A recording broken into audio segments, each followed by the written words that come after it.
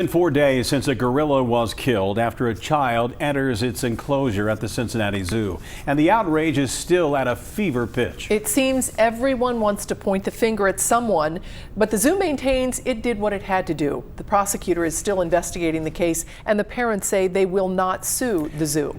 The parents say the boy is doing all right tonight, but it didn't look that way when it first happened. There's a baby in the zoo that fell in the gorilla moat. Okay. There's a baby in the zoo at the gorilla moat. Okay. Hurry! One moment. Hurry! The gorillas are out! You could feel the panic in that woman's voice when she called 911. She had to watch helplessly as this 409-pound gorilla dragged the boy throughout the exhibit. Now, the most gut-wrenching 911 call comes from the boy's mother. She has been the subject of social media shaming, even death threats, and people who share her name are not immune. Jeanette Levy is live at the zoo with one woman's story. Hi, Jeanette. Hi, Cammie. You know, we haven't named the mother of that boy who was in the gorilla exhibit because she has not been charged with a crime. She deleted her Facebook account because she received so many nasty messages, and even people who have the same name that she does are dealing with threats. My son fell in with the gorilla. There's a male gorilla standing over him. I need someone to contact the zoo, please. Okay. A frantic mother calls 911 when she realizes her 3-year-old son is in the moat with Harambe the gorilla. Be calm. Be calm. Be calm. He's dragging my son. I can't watch this.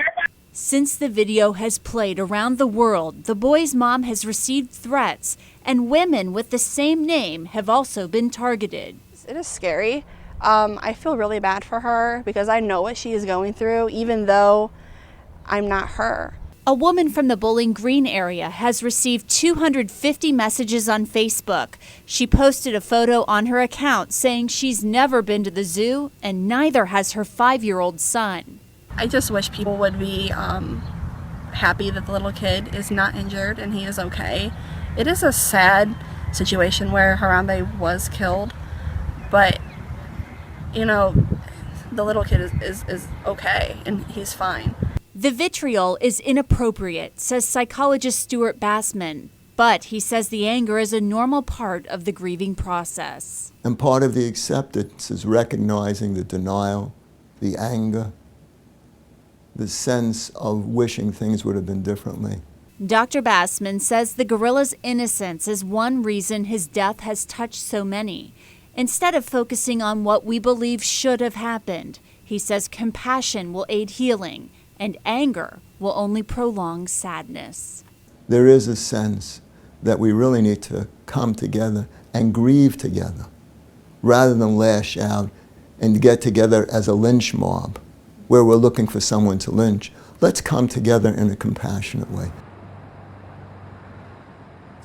And the family of that little boy said through a spokesperson today that they've received offers of money from people who want to help them, but the family doesn't want the money.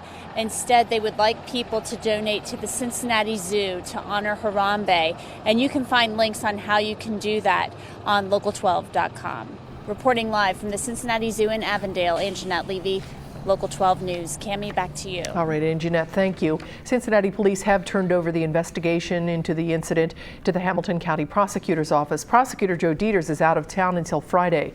Stay with Local 12 News for continuing coverage of this story. We'll bring you any new information as we get it on the air and online.